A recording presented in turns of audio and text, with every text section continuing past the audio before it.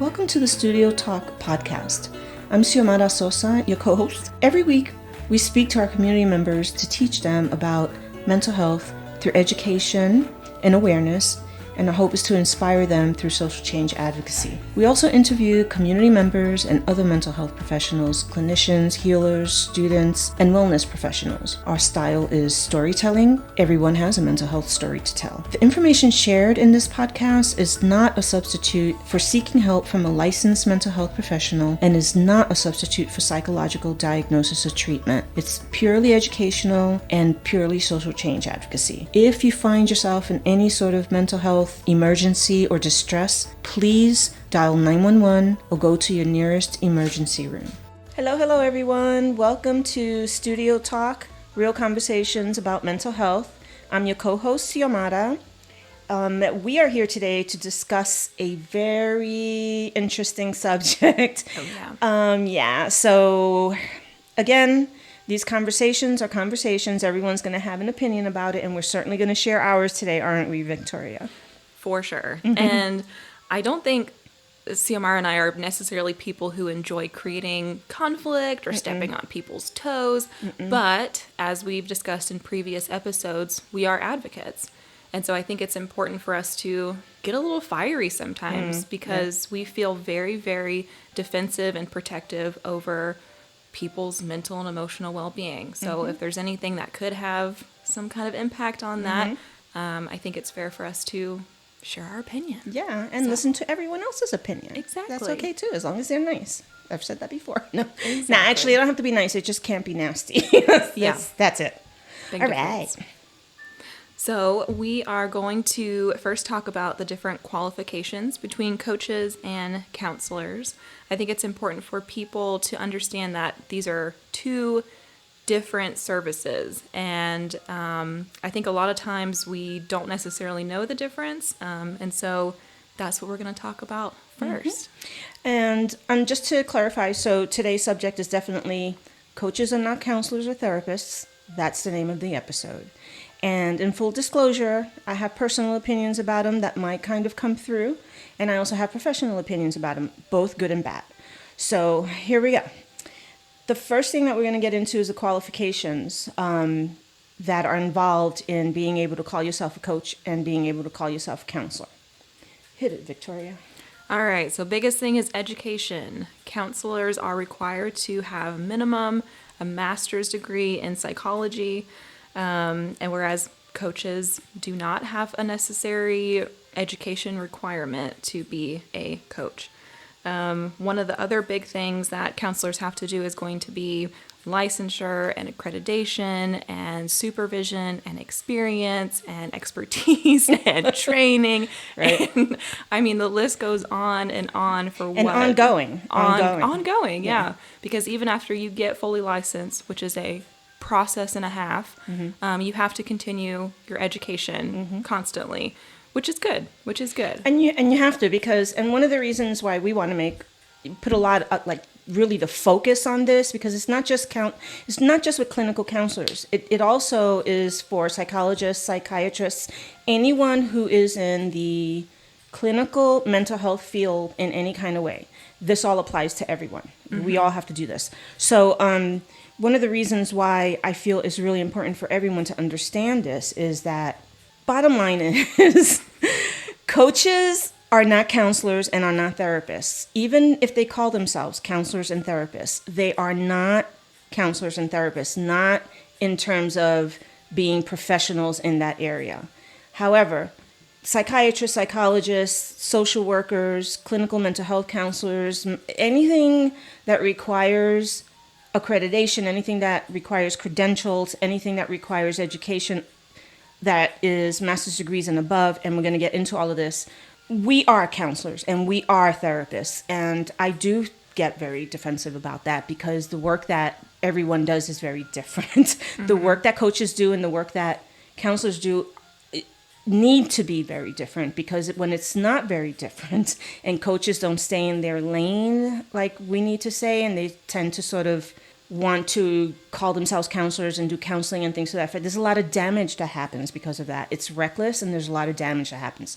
Now, I want to make sure that everyone understands that I do believe that there are very responsible coaches out there that stay in their lane, that know what they're doing, that get, the education that they need in order to help coach a person do a certain thing.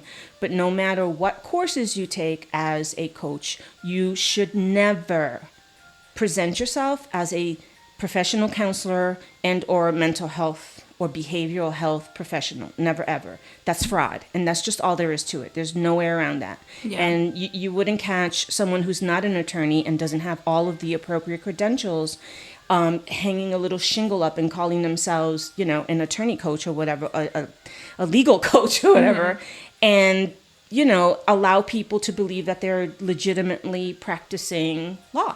Because they're not. And that's the bottom line. And I'm very strong in how I come across about this because I've seen the damage that it's done to a lot of my clients, to personal friends that I know, and also to my own family. So I do carry a very personal kind of chip on my shoulder about that. But I also support the use of coaches when they are used within the scope of what they need to be used for. Yeah. Now, Victoria's going to talk about why it's so easy for them to kind of get out of their lane, even when they're not intending to. And that has a lot to do with not having a board, etc. I mean, as far as I understand and have researched and talked to other people, it really doesn't sound like there's any qualifications or standards or any regulations on being a coach. So to me, that means any Joe Schmo could say they're a coach and then try and sell their services online, which I would say probably most coaches don't do that. But it is a little bit scary that you could just, you could lie, essentially. You could say... You misrepresent. When you misrepresent yourself, and if this was any other profession and people misrepresent themselves, there are consequences to that. And then there are legal fallouts to that. And not for coaches. For coaches, not necessarily. And here's a real interesting point that I don't think most people get, but we get as mental health professionals, and that's that, we have this thing that's called privilege of confidentiality. One of the things that we go over with our clients when they first come to see us is our right to have confidentiality and their right to have confidentiality. So basically what that means is that anything and everything that they say to us within the confines of a session is confidential. We cannot discuss that elsewhere, and it's very difficult for us to have to go to court and sort of expose every little secret, every little thing we know about a person, because it's like doctor's privilege, it's like the privilege, it's medical privilege is what it's called, and we are lucky to have that because it's in the best interest a lot of times of our clients and of ourselves too. That's not the case with coaches. So if you're a counselor and you're practicing and saying you're a coach, you are still going to be liable because our board still looks at us that even if we're calling our services coaching, we are still responsible in practicing within the realms of what our license says we can and cannot do. So we can be held liable for, we can be sued by one of our clients. We can do all kinds of stuff can happen to us if we're not adhering to the things that we know we need to adhere to by law. Yeah. So that's why we have confidentiality. That's why we have liability insurance. That's why we have all of those kinds of things. Code of ethics. The code of ethics, supervisors, all kinds of things to protect ourselves and protect clients. Coaches don't have that. So anything and everything that's said, it's up to them to decide how their ethics is. They are not governed by a legitimate kind of, legitimate is not a fair word, but a credentialed board, that makes sure that do no harm is applied, because that's applied to us. Yeah. So if someone comes along, a lawyer comes along and wants to know everything that got said, in some session that some coach did, they're not protected by any of this stuff. All of this stuff can come up and can be with us, it's protected. And there's a reason for that, because we have medical privilege and they don't. And that, to me, should shine the spotlight on the difference between going to a coach and going to a counselor and why that difference is there. If you have PTSD and you know you have PTSD and you need PTSD specific therapy that's evidence-based and science-based, and you need to be trained to be able to do on someone, and et cetera, et cetera, et cetera. But you're going to a coach because a coach, I don't know, read about it in some course they did somewhere, and they went to some conference somewhere, and now they hung a little shingle, and they're like, oh, my sister had PTSD, so I can tell whether or not somebody has PTSD or not. Like, don't go to that person for your PTSD. And I'm going to say it flat out. That's it. There's no humming about it. Don't do it. And speaking of this, and just break in here anytime you want to, Victoria, and the other big difference, coaches should not in any way, shape, or form be diagnosing, assessing, and treating mental health, any kind of mental health illnesses, any sort of behavioral issues that fall under the realm of DSM or any other category that we treat.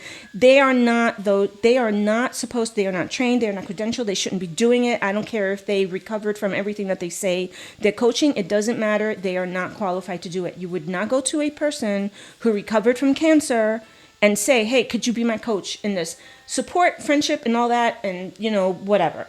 But when it comes to treating your healing process from cancer, you want to go to a person who is legitimately credentialed to do that.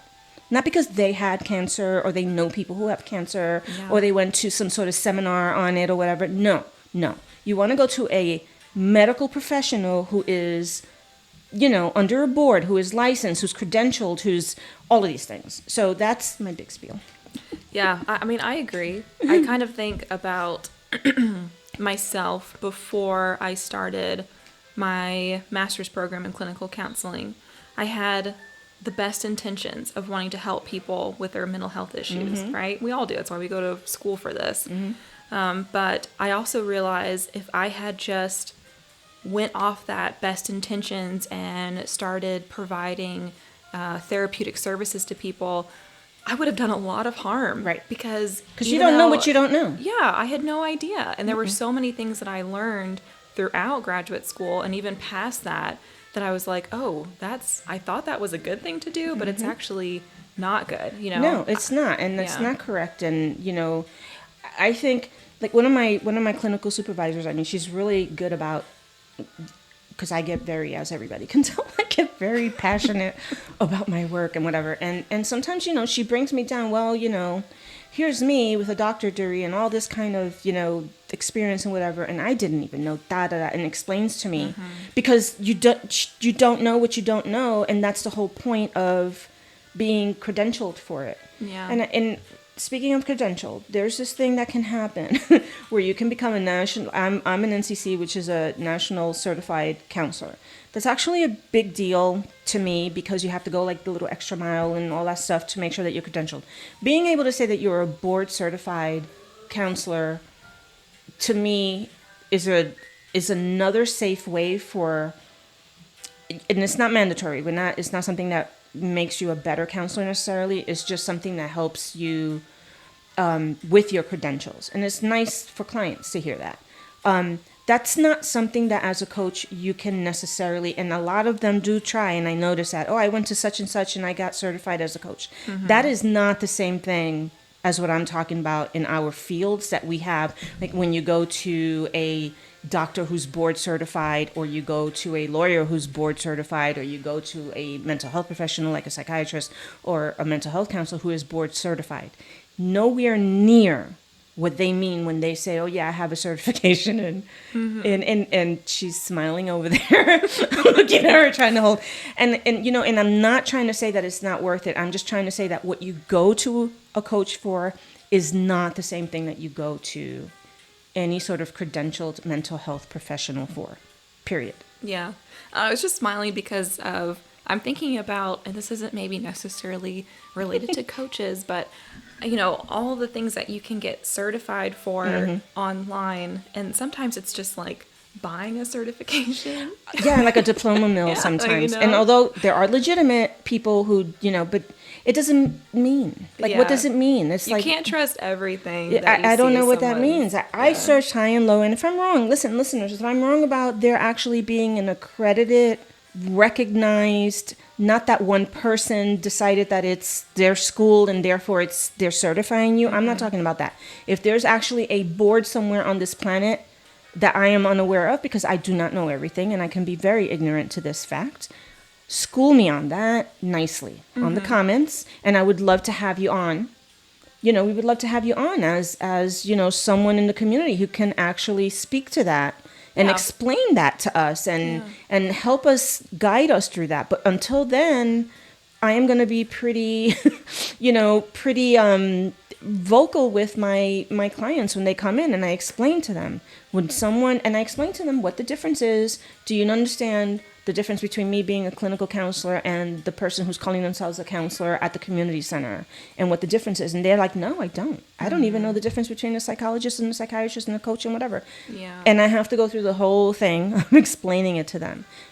If you have a really bad toothache and it's killing you and it's creating all kinds of problems for you, you're not going to go to a dental coach. You just don't want to go to a person you want to go to a dentist, a medical doctor person, and that's how you have to look at it when coaches go into that mental health sort of behavioral health, mental illness thing, that they have to really recognize that is not within their scope. Yeah, which is not as much fun, to go to the dentist than it would be to go to someone who's like a cheerleader for you, supporting you, and like, oh, it's going to be okay. And, because I understand why people do want to go to coaches instead of therapy, especially if they're working through something really difficult to talk about, like trauma.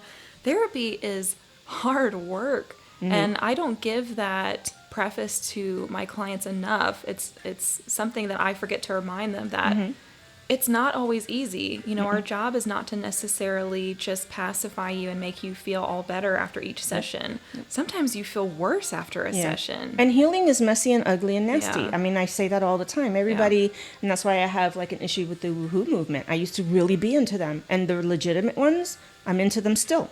But the ones that don't know what they're doing and they just want to tell you to like burn incense and say the mantra, I have an issue with you, because healing is not like that. Healing is ugly, messy, nasty, and ugly, and then you get better if you do the work. I do want to point out that there are coaches who are mental health professionals who also do coaching and or retire their licenses and move into the coaching market, and they are actually incredibly responsible for the most part in making sure that they're looking out for the best interests of their clients and they know what they're talking about, and they work in conjunction with mental health professionals and refer them out as and when they need to. So I don't want to leave them out, and I don't want people to not know that is possible and that there is. But, we as counselors and mental health professionals, coaching is sort of part of our toolbox. There's a lot of that we do within the confines of counseling. Coaches, however, can coach, but they cannot provide professional counseling and should not be. And if you are, stop it. Just stop it. Just stop, okay? Who you are. Just stop doing that. No therapy, no counseling. You're done. No. Okay? So I just wanted to because there are, and there are very responsible coaches too, and I keep saying that because I know people are I'm going to get a lot of backlash. Yeah, it could be helpful for us to go into the services that coaches do provide. When would it be we know that if you have a mental illness or you want to work on anything under the umbrella of mental health, then you should most likely go to a mental health counselor. Right. That's rule of thumb. So, okay, that's fair. Let's get into what I'm comfortable with a coach saying that they do. And anyone that I personally know going to a coach as opposed to a counselor to go for, I would give the thumbs up for, and that would be because it is a viable professional activity, as long as you understand it's not a substitute for mental health counseling. Exactly. So basically, they provide people with services that help them. And remember that when you do go, one of the things that will give you the good sign of whether or not you're with a good coach or one of the questionable ones is that they provide you with services that clearly distinguish it from professional counseling. And if they're not doing that, then you need to, watch out. But anyway, they can do, they can work with people. Wait, I'm going down my list to make sure that I get everything that I can. All right. They're basically can be a mentor. They can help, their role is a little narrower in general, but they can help clients manage what's going on with them right now with very specific strategic coaching is really the word. And that's a good word. Mentoring, teaching how to handle a particular issue that's going on in your life right now. If it's work related, if it's, what coaches do with baseball teams, what they do with children when they're coaching them in soccer and things. Like, they're teaching them strategies. They're teaching them how to improve their ability to handle certain stressors, certain things that are going on in their life. No problem there. There comes a point where they need to be able to recognize that what's going on with them is not a matter of, oh, I should be teaching you this, you should be learning it, and then you move on, you marry a little life. There should be a point where they recognize this is more than this, and you need to go see a professional therapist to try to deal with why this anger or this whatever is happening to you, and I'm not equipped to do that. So that's within the realms of their practice. I think that works. I think that they can help individuals deal with setting manageable goals and reaching them, with work-related issues, with life-related issues, dating issues. I had a great coach when I started out as my career as an executive director for a nonprofit in Washington, D.C. I was feeling incredibly overwhelmed. I was feeling like I had imposter syndrome coming left and right. And I had people behaving certain ways on my board and in the office that were just I wanted to quit. Like, I really wanted to quit. And instead, I hired a coach. And my coach helped me understand what was going on in the workplace, how I can respond better, what I was pointing out to me, what I was doing professionally that was bringing this on, and what I wasn't doing and what wasn't my part, and how I could respond. Like, that to me works. Yeah. But my coach never in any way got into the realm of my mental health, my mental illnesses, my behavioral health, or anything to that effect. He stayed very specifically within the realm of what he should have. And he was excellent. He helped me, and I can't thank him enough. He was great. So there's a very positive experience that I had with the coach. So again, but these days, you just have to, in those days, we didn't have this issue that we have now of everybody kind of hanging that little shingle up and saying, I'm a coach, and I can do this and that, and people falling for that. Anyway, did I answer your question? I think it was, you did. It was, what specifically should you go see a coach for? I think financial issues could be one. That's one. What was the other one that I thought was a really, if you need a quick and easy fix to a particular problem that you're having, a coach is a great person to go to kind of help you see how to better strategize for it, what to do, what not to do, what to say, those things are great. Basically, coaches are going to deal with relatively healthy, functional people that are otherwise okay, otherwise doing fine in life, no real, major issues, but they need a coach to help them in this particular area of their life. Some people need it for cluttering, in their house. Some people need it, for whatever. But, if you just lost your mom like I did, not even a year ago, I'm not going to go to a coach. A coach is not going to deal with grief. And I went to a professional, licensed, credentialed grief counselor. That's who I have. That's who I want. And that's who did an amazing job helping me deal with, and still does, is still around to do that. I did not go to a coach for that. And if there's somebody out there that does grief coaching, love to talk to you. Would love to talk to you to see where the lines are, the boundaries are between helping somebody kind of deal with because I can see coaching in that. I could have used a coach in a lot of ways, helping me sort of organize things and keep it together, and when I needed to do the basic kind of stuff. But the actual grief counseling that I got from the grief counselor, no way in hell. I would not have let a coach near me with that at all, because unless they're a mental health professional also that knew what they were doing. It definitely sounds like working in conjunction with these two services could be the ideal. Obviously that's probably going to get really expensive. Well, and that's the other thing. Coaches are not covered by insurance, people. And that's why they get, they can charge whatever they want to, because that's where it comes. They don't have a board overseeing them about how much they can charge and what work they're doing. Nothing. And, and you have to wonder, of course it makes sense that people want to go be a coach.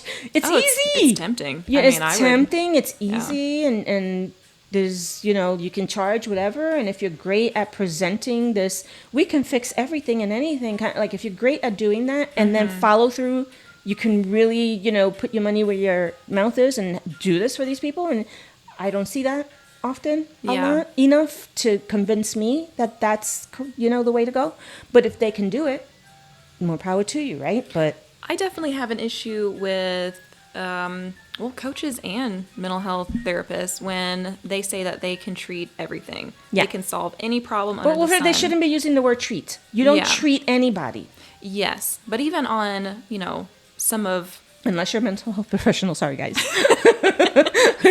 But even for us, I think it's important that we specialize in a couple of things, because there's no way, this idea of like selling yourself for more than what you are actually able to do is an issue with coaches and mental health therapists, honestly, or probably just everyone in the medical field, but I especially see it in our field. Like you'll go to a coach's website or a therapist's website, and they'll have like 40 different areas of expertise. There's no way in hell you're an expert in those 40 areas. There's no way.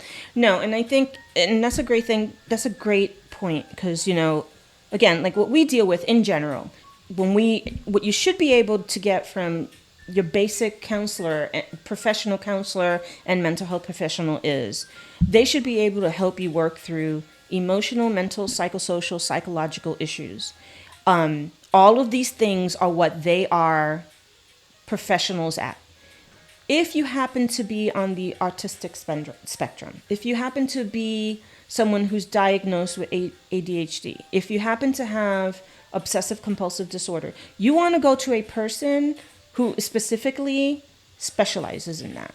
If you have PTSD, there's a limit of what we can do as professional counselors and mental health professionals with a person who has PTSD than someone who's literally trained in our field, who is a mental health professional and then specializes in PTSD, which we're going to have someone on as a guest who does exactly that. He was a clinical social worker, Navy retired guy. Hey, Frank, and all that. And that's what he specialized in with veterans and their families. And that's his specialty. Now, does he do a whole bunch of other things as a clinical social worker? Of course. But if I have a client who needs to go to a specialist for PTSD because it is beyond the scope of my expertise and I only know the basics, I understand the basics, I can help navigate and all that, and there's a limit to how much I can do with PTSD as a trauma, he's my guy that I refer them to. I'm not going to refer them to, the chick around the corner who specializes in fertility and mental health. Like, I won't do that. So 100%. You know what I mean? Yeah. And I think that and I've seen people do that, and I wonder about that. Yeah. And I'm sounding very judgy today, as usual, but I am very judgy about this issue because I've seen the harm that it does. I've seen it. It's happened in my own family. I've seen it with friends and colleagues where they think a coach is the thing that is needed, and what they end up doing is making a already touchy, bad situation even worse, and it implodes, and then there's no fixing it, until everybody goes to a real family counselor or a real whatever counselor to fix it. Yeah. And like I said earlier, I think it's okay to feel angry about this kind of stuff. I am a very understanding, empathetic, can see everyone's perspective, point of view kind of person. But I have zero tolerance for professionals and authority figures who abuse their power when it's dealing with someone's mental and emotional well-being. I have no tolerance for it. I have no tolerance for it. And I also take issue with, this is big chip on shoulder, is I had to spend a lot of money going to school. I had to spend a lot of time going to school. I had to sacrifice a lot of my life going to school and getting credentialed and getting this and getting that while taking care of a sick mother, while taking care, whatever, moving across. I had to do all of that because I had to do the work that I have to do. It really pisses me off that you think you can just get a bachelor's degree, or maybe not even a bachelor's degree, maybe an associate's or anything below that, and not do any of that stuff, and then hang your little shingle out there and say you do the same thing I do. Yeah. Like, that to me pisses me off, and I really do take it personally, because no, that's not, but the Joe Schmoes around the corner aren't going to know any better. And what are you doing to them? Because they're going to end up in our offices anyway, and hating coaches, like, or Yeah. other counselors who do the same thing, like, so we have to be, I mean, I've tried to I'm still not over the anger of it, but I've tried to sort of reconcile with that because I know the intentions were good intentions. They're not they weren't, and it's not, again, they're not evil, mean people that are out to hurt anyone or whatever, but that's why if you're regulated and licensed and clinically supervised and all that, you don't do those things to people and cause those problems because you know better.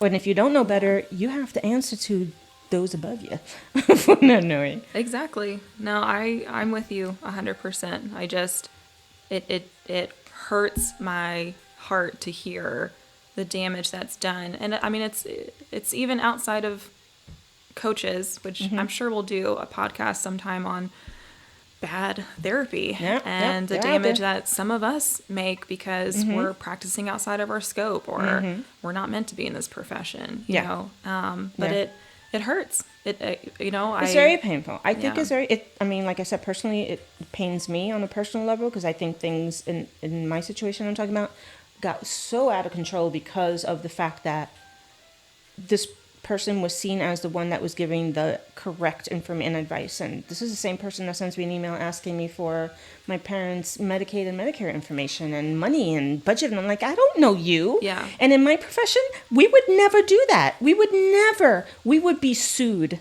I know that my license would be on the table there. If I ever sent the client's sister or brother an email requesting all kinds of financial information and all sorts of personal information about their vulnerable elderly parent, and then question their ability to be managing it when they've been managing it for years and years and years. Yeah. And now they have a better idea because, they do the same thing with their mother, so they know better, and they have these forms for you to fill. And give me your budget and how much who makes and what, all of this information, all of this really privileged information, So if they did it to me and I was a professional doing real caregiving for you, if they did it to me, it makes me wonder what other kind of things you're doing to people who wouldn't even, I mean, my response was absolutely no. And no, absolutely not.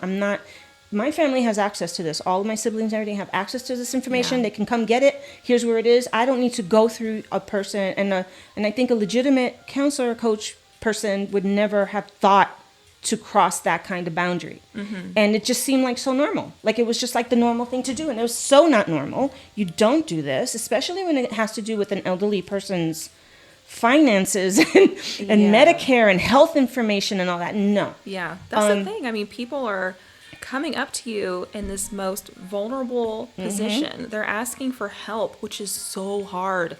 The person is already in this almost they're in a bad spot, and then they're coming to someone asking for help, and they're vulnerable and they're trusting that person because on their website it says they're a professional and that they can help with exactly the thing that this person needs help with. And so they're trusting everything that this person is saying. And that power is not to be taken lightly. No. I certainly don't, No. Listen, their marriage and family therapists exist for a reason. They have their own special little degree that they get outside of just a regular master's degree. They have a degree that's just for that. Substance abuse and, in substance, addiction therapists and counselors have their own special degree that they have to get and all of this for a reason, so that they can know what's detrimental in what they're doing when they're in the process of trying to help a family with whatever issues they have, whether it be addiction or be a family systems issue or whatever. There's a reason why those are the people you go to when you're having marriage and family related issues. You don't go to, Sally around the corner who does, retreats for people who are trying to overcome, anxiety. You don't do that. And that's been my personal experience. I've had good, and then that's the bad experience with it. But I think that this episode is really unlike other episodes on podcasts that I've been listening to lately that sort of, either bash coaches or they glorify them or whatever. This is, I know it sounds like we're bashing, but it's really a reality conversation. I'm a New Yorker, and it is within my upbringing, that I do the best that I can to really be upfront with how I feel about things. And then, you either lose a person's friendship over it or you don't.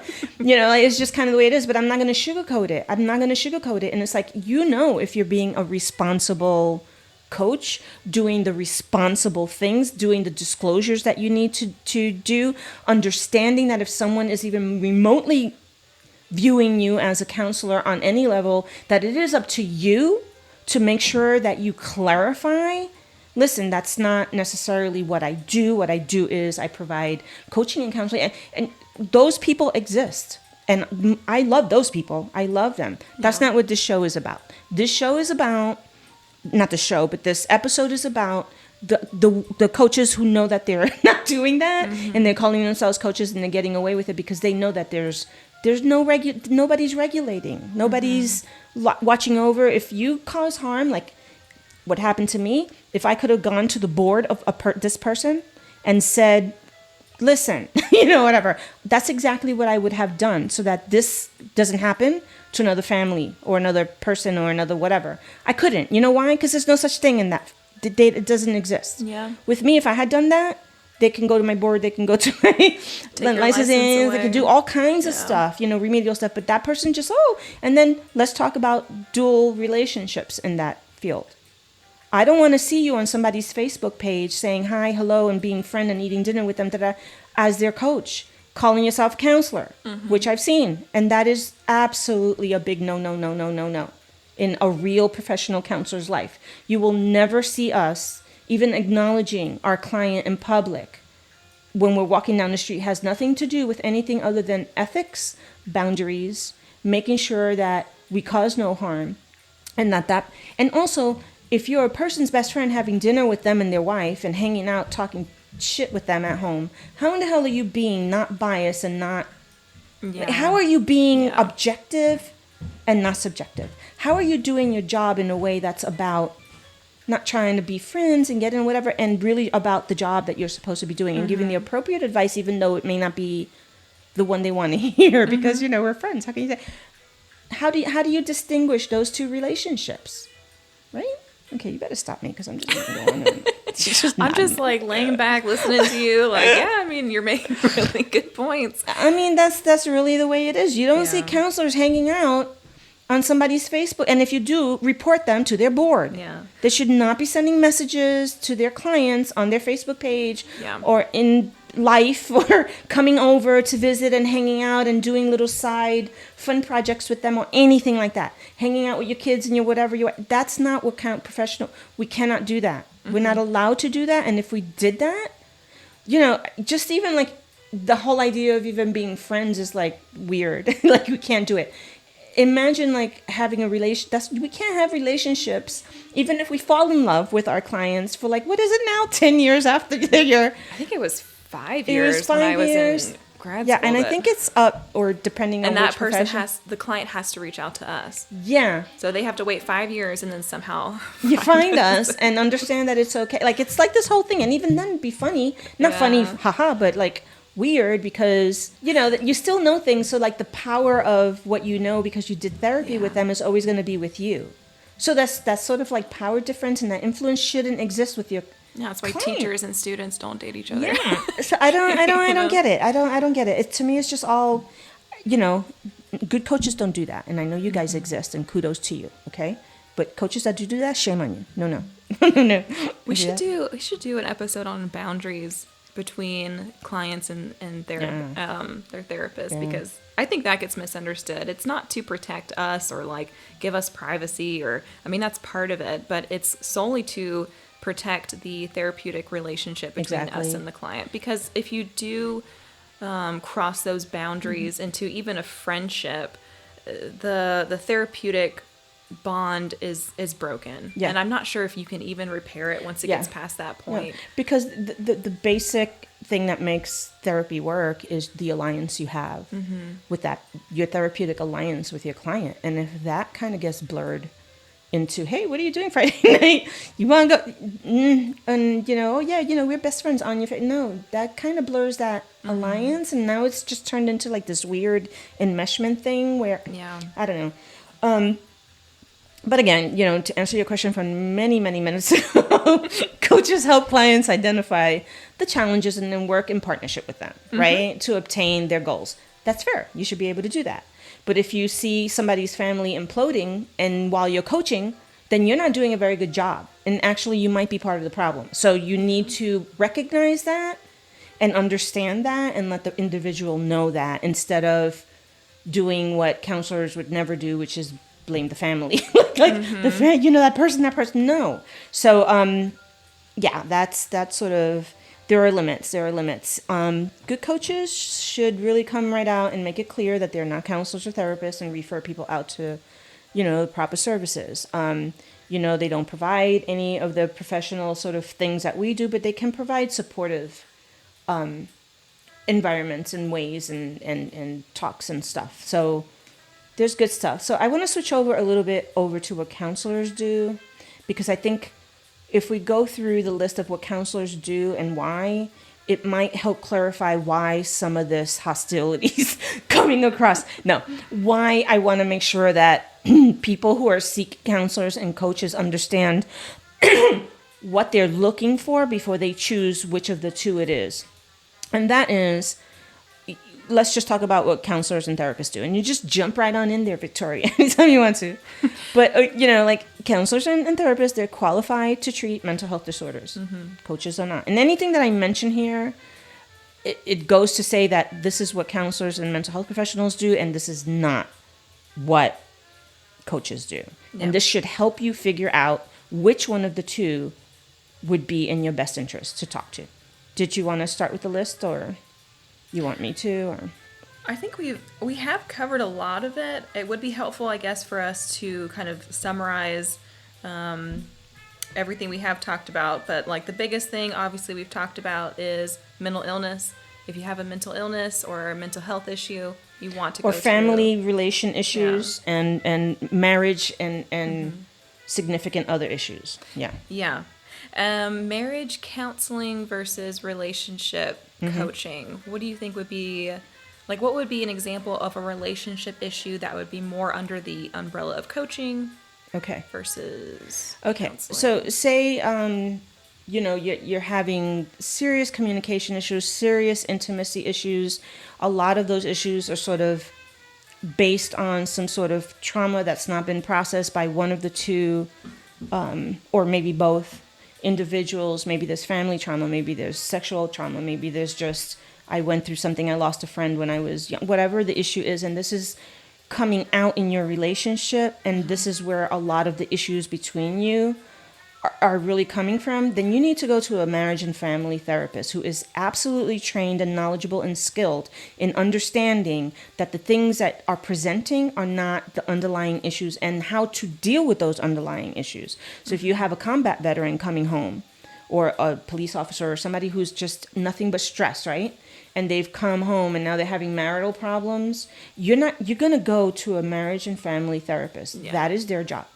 If you're having issues in deciding where you want to go on vacation, whether or not somebody's spending a little bit too much money, whether or not somebody is being just, like basic everyday household running, whatever, and you need a coach to kind of help you kind of figure out what the hell, then you go to a coach and you say, hey, we've been having these stupid little arguments about where we should be saving our money, how we should be, you go to a little financial coach, or you go to a coach who specializes in helping couples with their financial, mess, and how we should be doing that and whatever. But that is what you go to them for. You don't go to them to try to figure out these really deep-rooted problems that are going on in your relationship or in your family or anything else that's coming out in he's overspending, he's over drinking, he's over whatever. That's not what you go to a coach for.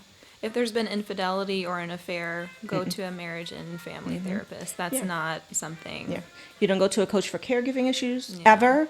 You go to a family, it's someone who specializes in caregiving, who understands the nuances and the significant issues that need to be considered in that. You don't go to a coach because they're going to be very pragmatic about it. And you can't deal with those sort of issues in a pragmatic way. They just make it worse. So that's a great question. That's a good way to kind of differentiate between one thing I think is on the outline is a therapist is focusing on why versus a coach is focused more on how. So the advice giving, it's And on the now. Like they're Yes, focusing on what's happening yes. today that you need help with, that we need to help you resolve. yeah, exactly. Like I'm fighting with my sister and I can't get it right and I need some help. Okay. Oh, there's a phone ringing. Is that mine? I can't hear it. All right, J-Rock. Oh yeah, cut that out. I forgot to turn and make it silent. Oh yeah. Okay, J-Rock, you do your job there, okay? Or keep it in. Some people might think it's cute. Anyway, yes, we focus on mental health, healing, and understanding yourself. Yeah. We call Sorry, the when you said logical, so I Pragmatic, do think, yeah. exactly, pragmatic, logical. That's going to be more on the coach side, Yeah. whereas something more deeper or Right. emotional or and when the risks are higher, you don't Yeah. want to end up in a divorce. You don't want to end up losing your family member. You don't want your family to be fractured because you went to a coach as opposed to a counselor. Like you Yeah. cannot take that risk. Speaking of risk, self-harm, Self-harm. suicide thoughts, Suicidality, violence, anything like that. Yeah. mental health, counseling. Those are all the 100%. behavioral issues. Yeah, Yeah. definitely. So counselors qualified to treat mental health disorders, coaches are not. We're focused on mental health, healing, and understanding yourself. Coaches are not. They're focused on whatever the issue is that you're going on right now and how they can help you become that better, whatever it is that you're trying to do, which is completely valid. We have master's degrees or PhDs in psychology or counseling and above. You cannot have a bachelor's degree and treat people in our field. Let me make that very clear. I'm going to say that again. You cannot have a bachelor's degree and call yourself a counselor or mental health professional or anything to that effect. You cannot do it. And you shouldn't do it. And if you're doing it, shame on you. I'm that person that's going to call you out. Unfortunately, that's what I've seen a lot of coaches doing. They never continued what they needed to continue. And then now I've seen it the other way around too. People with PhDs and master's degrees not do counseling and professional and whatever anymore and go into coaching. I've seen that, and that works too. But they know their scope. So there's that. Regulated by licensing boards. We are, coaches aren't. Counselors are therapists. Yeah, coaches are not. Counselors, therapists diagnose and provide professional expertise and guidelines and treatments. Coaches do not and should not be doing that. Counselors are best prepared to help people get through regular, common, and typical life issues. Counselors are better prepared to address neurosis. Progress is often like Victoria was talking about earlier, much more slow. Wait, is that correct? Much slower. There we go. Painful in counseling. It's not easy, like she said. It's really not easy, and anyone who goes to any kind of counseling for any kind of reason deserves a lot of support and because it's hard work and it's not pretty and it's not cheap if you don't have, insurance and all that kind of stuff. So there's that. It's slow and painful. And I don't want to say that to deter anybody because it is worth it. It's worth doing it because then your stuff doesn't come back and things don't implode in your life further. That's why it's slow and, Yeah. Most professional counselors are already qualified as coaches. And when they do need the training or extra training to call themselves a coach, they basically have to go not to do the training around coaching, but more to do it around the ethical issues involved, the boundaries involved, what you're still liable for because you have a license as a counselor as opposed to coaching and all that kind of stuff. Let's see. Your doctor cannot refer you to a coach. No. But they can refer you to a mental health counselor. That's correct. Yeah. Nobody should be referring anyone with medical or no to a coach. No. Or even family issues. And I'm going to harp on that because that's the one that's a gray area that people think, oh, yes, I can do that because I do this. No. Well, I think it sounds better. Yeah. I think that's a big reason why people do go the coaching route is because it sounds less serious. And like I said. And there's no stigma. There's no Yeah. stigma and it's hip and cool. It's hip Yeah. and cool to say, oh, I have a coach. It's not therapy. But that's not therapy or counseling. It's Yeah. not. And to say that it's counseling, you're doing yourself a disservice and your loved ones a disservice because your loved ones want to see you healthy and right. They don't want to see you right. They want to see you healthy and right. So professional counselors offer coaching services, but we understand that legally we're still practicing counselors, so we still have to abide by anything and everything that we need to, even if we're calling ourselves coach. We have licensing boards, like we said earlier. I don't know what I was going to say with that. So that might need to be edited out. We're more generally more directed to help people with specific issues, help them understand points of views, and basically kind of get rid of maladaptive behavior that's no longer working in their lives and causing stressors, causing issues. That's what we do. We don't sort of give you tips and tricks on how to make it go your way and then you'll feel better. We dig into why isn't it going your way and how can we make it go your way without making the situation worse. And if we're making the situation worse, then we need to figure out how not to do that, because that's not in your best interest. Yeah. To have absolutely. everyone around you being mad at you because, we can go on and on. What I'm going to do is, because this really is a long list of what coaches are and what they aren't, what counselors are and what they aren't, and why you should not ever mix the two together and act like, you're getting the same thing out of both. In the show notes, I will have I'll have a link actually that I'm going to have on my web. Oops. Oh, God. J-Rock, you have a lot of editing to do. You have to edit. We're cracking up. Okay. What was I saying? Okay, yeah. We're going to have a link on the show notes that's going to go directly to the website that lists all of the what coaches aren't, what they're great for, what you shouldn't be using them for, and references as to why we're saying that, because we're not just pulling this out of, our opinions. This is just the way it is. And we're going to have a list that's going to explain better what counselors do, how they do it, and why they do it, and if and when you should go to them as opposed to a coach, and what can happen if you. We will have that for you, so we don't really need to cover all of that here in the episode, although mostly we did.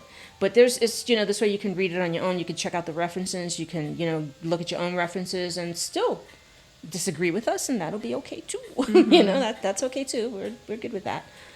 So we'll do that. So this way you guys can have that as a reference. But listen, we are science-based. We are evidence-based, period, as mental health professionals. That's it. That's really it. What other people do in their coaching field, that's not necessarily science-based or evidence-based. That's really a lot of motivational stuff and a lot of strategy stuff and a lot of all of that, which may, works for some, don't for others and all that. And, whatever, more power to you if that works for you. But that's not science-based. It's not evidence-based. It's not medical. It's not. It's a lot of personal experience-based, honestly, which there's a really big reason why therapists don't. Well, sometimes we do self-disclose information about ourselves, but we try very hard to only if it's in the best interest of the client. Exactly. Yeah. But the reason we do that is because, like we've said, I think on every podcast before this, our experience is not your experience. Right? We can try to relate to another person, but you certainly cannot assume that, well, this worked for me, so it's going to work for you. Yeah. And I think that's why a lot of life coaches get started, is because they go through something really hard, something worked for them, and now out of the best intentions, they want to help other people, but they don't know what they don't know. Yeah, you can't do that. My car broke down, I fixed my tire. That does not make me a mechanic. Yeah. I tell people, come to me, I'll fix your... No, it doesn't. And it just doesn't. I can tell you and help you and do peer support and all that kind of stuff, but, I'm not going to operate on your car because I don't know what the hell I'm doing. I'll make it worse. It's dangerous. You can crash, So, that's great. And another thing that I've seen a lot, especially on the internet, is someone who's had a mental health issue or a mental illness. I'm going to use BPD only because this is a person who is a friend of mine, not a friend of mine, I don't know them personally, but this is a person who's very, very transparent about their BPD. They're a professional, they're just professional person, and that's how I kind of know them, and they're all over the Facebook, they're all over everywhere, and they speak about this all the time, their issue with their own BPD and how that has created all this turmoil in their life. Which is borderline personality disorder. Yeah, exactly. Trail of destruction, and this individual went and got the appropriate therapy eventually when they realized, they did DBT, they did whatever, they came back, and all of a sudden, because, they weren't symptomatic anymore, or they don't meet the criteria anymore because they're doing the work, They went and started to market themselves as a mental health coach and literally got a Facebook page as, like did this whole splash on their YouTube channel, all this to coach other people with BPD through their BPD because that's borderline personality disorder. It's a very serious DSM diagnosis, which requires, what did we say earlier? A specialty. Not just anybody can treat you. Yeah. So, and this person was doing that. I was so upset when I saw that online. Here I am, a professional, and I can help people in that area, and then refer them to the appropriate places. And I don't do that. And you are all over the place. What are you doing? Really, that was so upsetting to me because that is, do not mess with your mental health, people. Yep. Don't do it. You don't do it. And eventually this person relapsed and, all kinds of bad things happened, which I pray that they're well and good now. But imagine you being someone in a crisis with BPD contacting this coach person and getting coached supposedly and getting charged because they were charging for this. It wasn't like they were doing a support group for those of us who have been through this and we're going to help each other. This is a person who is now misrepresenting themselves as someone who is not only experienced but qualified to do mental health coaching. What is that anyway, mental health coaching? What the hell is that? I don't know.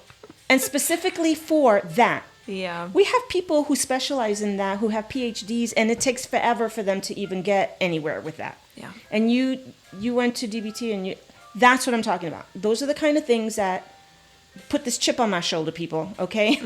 It really does. So be careful with your mental health. Be careful with your family. Be careful with your relationships. Be careful with yourself and who you allow to tell you that they can actually help you with serious situations in your life. Yeah. When you go to buy a car, you do your research. You want to make sure that everything you're doing when you're investing your money, your hard-earned money into this car is in the best interest of you and your family.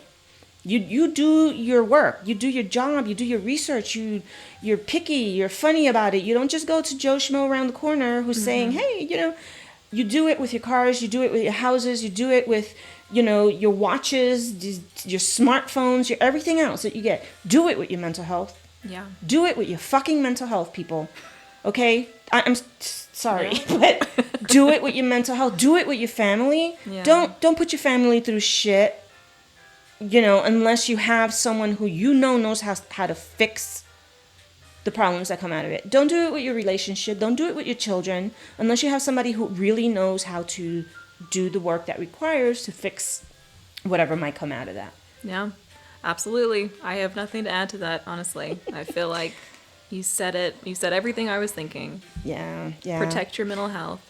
Protect your mental at health. all costs. Really, seriously, protect your mental health. And again, that's why we're so fiery. Yeah. And by we, I mean me. No, I feel the same. I do. You know, I'm really fiery about this kind of stuff. And it does come from personal experience. It also comes from being educated on it. It also comes from doing actual homework. It also comes from lived experience. You know, I wouldn't want to trust anybody with I had, when 9/11 happened and all that, I had survivor's guilt like crazy. I couldn't even say I was a survivor because I had major survival guilt and I didn't even know I had it.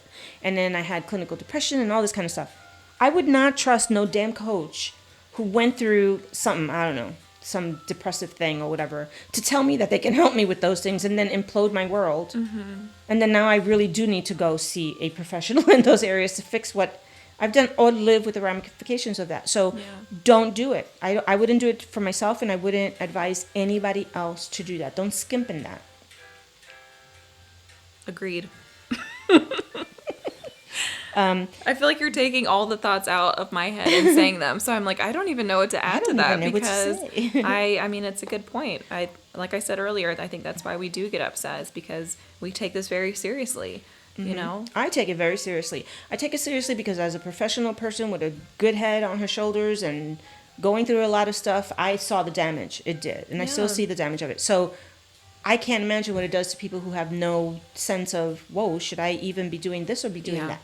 I don't even know the difference. They all seem the same to me because they're, I get upset about that. So find someone, if you have a legal problem, go to an actual attorney with, all of his credentials and licensing and all that kind of stuff. Don't go to what is it called? Legal coach. Don't do it. I didn't even know that was a thing. It's not a thing. I'm just saying. No. That's what they do now. I'm a legal coach. I'm a this coach. Right? If there's a legal coach out there, I'm sure that they do really good stuff with coaching as far as, well, if this is going on, look on this website and do that. But the responsible ones will say, but I am not an attorney. And when it comes to this, that, and the other in these papers, make sure that an attorney looks this over before you file it, and because you don't want to get in trouble with, you don't. That is an appropriate thing, But if you're going to court and you're being sued by, you want an attorney who specializes in what you're going through, Absolutely. But anyway, we have a lot more to say about this, but we'll wrap this up by saying, again, there are great coaches out there, and there are shitty counselors out there. Yep. So this is not about being biased or whatever. This is like real conversations about this stuff. If you have any questions, any issues, any concerns, debate us or whatever, and be nice in the comment. Not be nice. Don't be rude and disrespectful on the comments, okay? Because we're just going to delete you. But you can be just as passionate Genuine as we are. Yeah. We can take that, and if we're wrong, we will have you come into, to talk to us about that and correct whatever it is that we're wrong about and what we need, to be enlightened and whatever. And especially professional coaches who really do have their stuff together and do amazing, great jobs would love to amplify you. Yes. And show you off more and let people use you as examples of what coaching is and how wonderful and amazing it can be. Yeah. So if you're out there and you want to be on the show and you want to be one of those people, we are happy to have you. Yeah, because we definitely acknowledge that there are phenomenal coaches and they do a great job and a great service for people. I think overall, like we've said before, anyone who is abusing this power and influence over someone's mental health, that's where we have an issue. 100%. Do not say that you know how to treat a mental illness if you don't have the credentials, education, training, all of that stuff to back it up. Or even assess it or anything. Yeah. It's keep it real. Keep it real. Don't collude. If when we have clients, the do no harm, right? If we have clients and we're colluding, if they have like some sort of behavioral or maladaptive issue going on, or they're estranged from their partner and their family, and we understand why that's going on, and what we're doing isn't helping, we cannot collude with that. We cannot say, well, I'm the counselor, and so here, do this. We cannot do that. We have to make sure that what we're helping you with is in your best interest and helping you improve your circumstances. Yeah, because we're putting those same standards on ourselves, right? That we're holding to, I mean, specifically coaches right now. We're holding that same standard to ourselves, that we also do not practice outside the scope of what we feel competent in. That's right in the code of ethics. It's right there. And if what we're doing and trying to help is still bringing out destructive behavior that's causing that individual to continue to have more problems with their people in their lives and their work and their and it's still only getting worse, or it's still kind of problematic. The only difference is that now they're estranged from whoever the original problem person was, but now then it is our job to say what I am doing isn't working, because all it's doing is creating this bubble for you that what you're we have to be able to say to ourselves, somehow I've colluded with this person into thinking that their behavior is not the problem. It's everybody else. And just because I'm their counselor, I'm on their side and I'm there.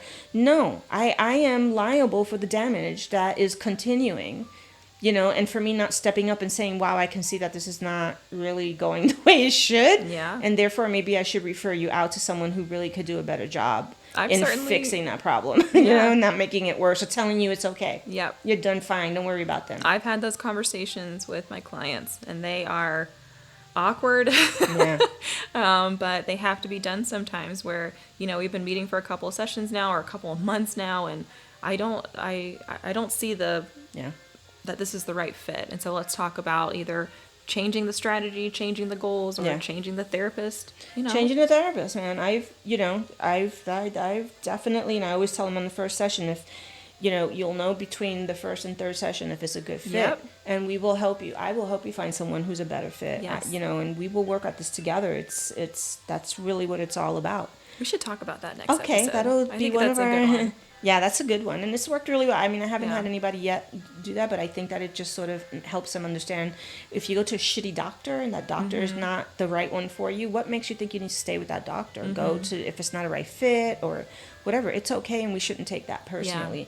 And by the same token, if we know that we're not seeing any improvement and only in the whatever the original problem was that they came with is still there, if not worse, then what did we do? Well, how did we contribute to that? How are we contributing to that as professionals? Yeah. We don't get to just check off a box of, I sent all these papers for them to fill out and that other person didn't respond. Because again, as professionals, we know that just because it worked for another person or family doesn't mean it's going to work for this person or family. We are trained to understand that and to find other ways and to consult with other professionals on that. Yeah. And not to think that I asked this other family for all of their financial information on their cancer-driven mother and they gave it all to me. I'm gonna see what the problem is over here. Like, why this person's stonewalling. Yeah, well, that's the difference, because you shouldn't have been asking that in the first place, and those people may not have known that, but this person does, and you're lucky you can't be reported for that.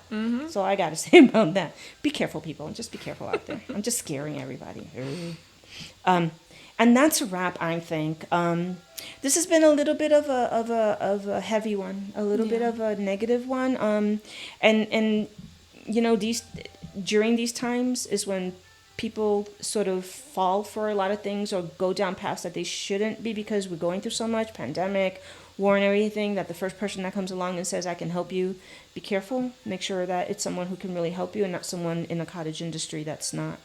Look for a reputable coach, Yeah, and we pick these topics because we're trying to pick things that are relevant and are real. I mean, that's our whole... Yeah, and hard. It's not like we're not going to get backlash from it, because we might. And it's not like we're not going to have coaches talking crap about us behind our back. We just might. We might make some good friends, like good coaches that are like, yeah, I'm a good coach and I want to be recognized, we want to recognize them. And maybe the next, if you guys want this, if you want another episode to be about all the great coaches and all the great things they do, and hey, let us know, and we will be there, and we will make that happen, and we will even have we will find some good coaches that do really good work that we can put thumbs up for, and say, hey, these are some people who are going to speak to some of the issues that we brought up and show us why we're right and wrong.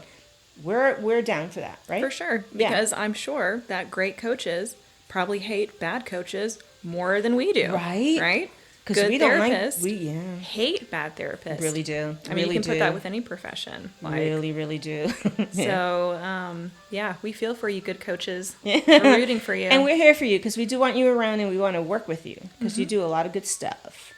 And that's a wrap again for the 50th time. This is the real wrap, the final wrap.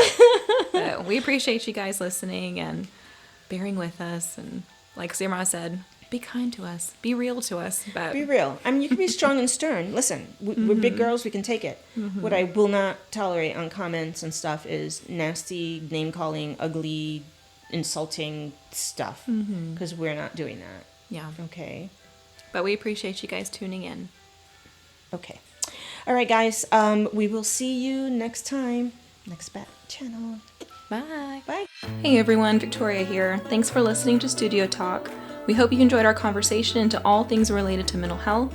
As always, you can head over to Studio Talk on YouTube or on Xiomara's website at thex-studio.org, where you can click on the podcast tab on the top menu.